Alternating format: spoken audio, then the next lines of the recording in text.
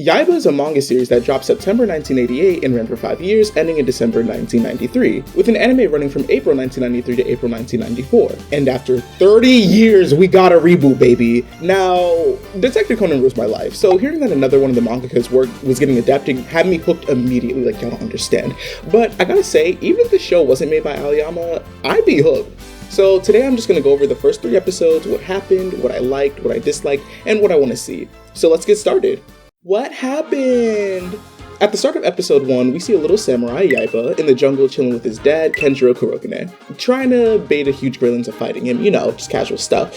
Now, for my observant viewers, you can see that Yaiba is like 2 feet tall, and this gorilla is 30 times his size. But this is anime, so Yaiba no-diffs him, but after the gorilla squad runs up to get their lick back, Yaiba, his dad, and his pet tiger all get shipped with some bananas to Japan, and their huge pet bird is following behind. We hard cut to Tokyo, where a young girl, Sayaka, is in the airport welcoming her father back, who just returned from a kendo tournament, when the pharaoh baby and his father start doing the most. Turns out, Sayaka's father knows Yaiba's dad, so Kenjiro basically waltzes into their place and says, "My student can beat up your student," and scores Yaiba a place to live after the baby washes a man 3 times his size. Seeing that Yaiba is basically a kendo prodigy at this point, Sayaka's family lets him freeload. When Sayaka is going to school, Yaiba gets curious, and being a little silly, she lies and says that there are monsters who would eat him for breakfast there, a prophet of sorts. This fires Yaiba up, and he follows her to school and eventually meets this guy, Onimaru. But forgive me, it's not this guy, because he's that guy. Keep in mind, we just watched Yaiba wash a grown man, but Onimaru handles Yaiba like the literal tiny baby he is. And word on the street is he's never lost a single fight. Moving on to episode 2, Yaiba wanted his run back. But Onimaru was like, "Bro, you're trash, I'm not fighting you," because he was trying to lock in for a tournament. So Yaiba was like, "Word?" And basically home alone Onimaru into fighting him, and it gets messy. First of all, Onimaru was valid as fuck for this specific crash out because Yaiba was on one trying to get this fight started. He just wanted to practice kendo and feed his pet pigeons, but this 10-centimeter demon wanted to run his ones.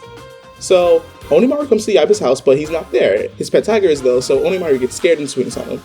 And at the same time, Yaiba goes to Onimaru's place and finds his other pet, that huge bird from earlier, eating the feed meant for Onimaru's birds. They both find out what the other did, so now it's on site. When they catch each other downtown, they get right to scrapping. Yaiba kicking bro in the face, throwing random items at him, and the two are tearing up the city with this fight. Like, imagine being a truck driver and some teenager and an even smaller child are beefing on top of your truck with kendo swords, and then the smaller one picks up a block of wood like 30 times his size and chucks it at him, and then the teenager fucking breaks it apart with a wooden sword. I don't understand. Like, holy shit, like, oh, okay. So after fighting extremely dirty, Yaiba gets the win, but is told that shit ain't cute, so he's like fair and vows to win honest next time. Onimaru is tweaking though, like, Yaiba isn't even just living in his head rent-free, bro is diversifying to his nightmares. So while crashing out, Onimaru breaks a statue that was hiding a stairway underground. When he goes in, he finds an ancient sword, the Fujinken, and he grabs it and an orb activates, transforming bro into an actual Oni. With his newfound power, there's only one thing Onimaru wants to do.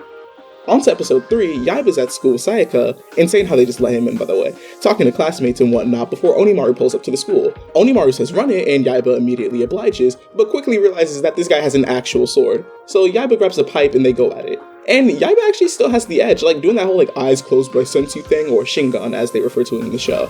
But Onimaru's like, okay, that was cute. Watch this, and cuts the school in half. Yeah, turns out his sword didn't just transform him, but it can actually shoot insanely powerful blasts of wind. Luckily, there's a corresponding magic sword that just happened to awaken when the Fujinkin did, called the Raijinkin, which uses lightning instead of wind, just little counterpart stuff. So Yaiba decides to go out and actually find it, and cutely kidnap Sayaka to go along with him since he needs directions. When they get close to the Raijinken, they find an old man guarding it, Musashi Miyamoto. Musashi is basically like, y'all ain't like that, when the two try to get the sword, and while he's snickering, Yaiba just casually proves that he is indeed like that. So the old man's like, oh, okay, and vows to train him and make him the strongest samurai ever, and as Musashi's telling Yaiba that to wield the sword, he'll have to fight the lightning god within, Yaiba's like, bet, and immediately gets overtaken. Like, it was embarrassing, just a little bit. And the possessed Yaiba starts to go on a rampage, so the old man beats God with 2 tree branches. With Yaiba sufficiently humbled, he begins his journey to master the sword under Musashi, with Onimaru in hot pursuit, vowing to obtain the other magic sword. And that's what happened in the first 3 episodes. What did I like/dislike? Okay, so first off, I love Yaiba. Like, I barely know this kid, but I'd rob 3 banks for him if need be. He's very, very Goku-coded, which isn't a bad thing in my opinion. His character isn't anything new, but it's most certainly entertaining to watch. Also, the way he jumps after he wins a fight is so cute. Oh my god. Like, and I like how he wasn't immediately super honorable or anything. He was so real. Like, yeah, I bit him, but I won. The fuck? Like, what does that have to do with anything? But moving on, I really like all the characters so far. I do think Onimaru is wilding a little bit, but maybe he'll be a villain with like a silly personality. Sayaka is a fun character too. She's just a girl for real, and it's kind of fun watching her tease Yaiba like he's a little brother. Yaiba's dad is a drunkard and a low-key deadbeat, so Morikoto as fuck, but I gotta say, I love his vibe so far despite that. Musashi is a vibe too so far, but we've only had like a little time with him, so no, we'll see. But moving off of characters, I will say that I love the way this show looks. Like, there's no denying it's gorgeous. Everything is so fluid, it just moves with life, and I especially love the kendo scenes. Like, the action feels so clear. When Onimaru weaved Yaiba and countered, I was like, ooh, like the movement, it was so calm and yet so fierce, and you could feel that shit when Yaiba got rocked.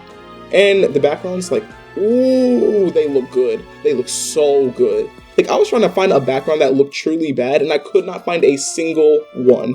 I think my favorites had to be probably like the jungle scenes, because they just look, I just love the vibe of the jungle. How they fucking, it's great.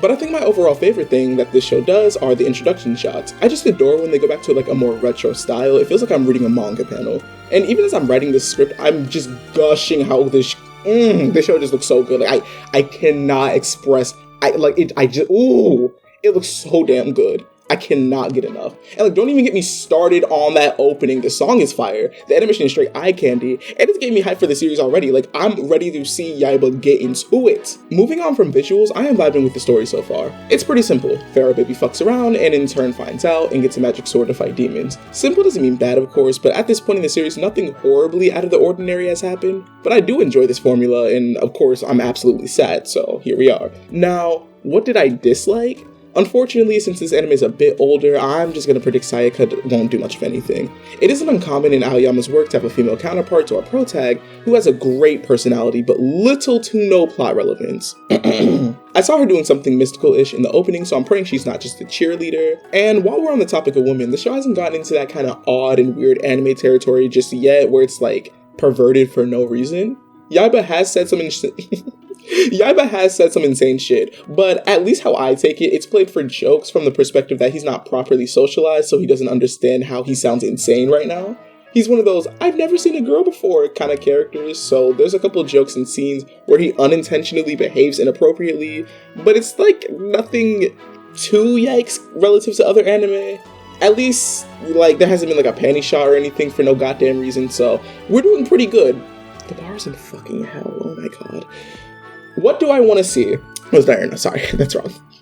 What do I want to see? I want straight scraps. Like, I want Yaiba to somewhat learn honor and all that, but specifically for Onimaru, I need him to dog these demons. Like, straight up Goku when he's stronger levels of disrespect. If I don't see him cook and eat at least one opponent, I don't know if this series is living up to its true potential. That's all I gotta say. Like, and also, I want Sayaka to be really plot relevant. Like, at least give her some agency or allow her to affect the plot in a meaningful way. Like, I don't want her to just be a damsel. I just really want her to do anything else but be a cheerleader. That's all I want. Please, I'm begging you. She isn't the main character, but just like, give her anything to do aside from just like, yeah, you're so cool. Like, I'm begging you, please. But I also really want to see Yaiba's dad lock in. Like, he's definitely the archetype that's like beyond strong, but it's just a little bit silly for real. So I can't wait until he actually finds a challenge. And I also want Onimaru to have a personality. Like, I get it, he's evil, but I did enjoy him being stoic, but not above having emotions kind of rival. You know, like, he was a bit silly, but he was kind of like a douche, but like in a fun way. I don't know, it's hard to explain. He's probably not going to de-transform or return to normal, but I do hope we get moments with him aside from Yaiba, when I catch you, Yaiba. Like, I want him to be a goofy and just a little bit silly. Or if he's fixated on Yaiba, like, I want it to be comical. And yeah, I mean, that's all I had to say on Yaiba's first 3 episodes. I like where the series is headed right now, so keep up the good work.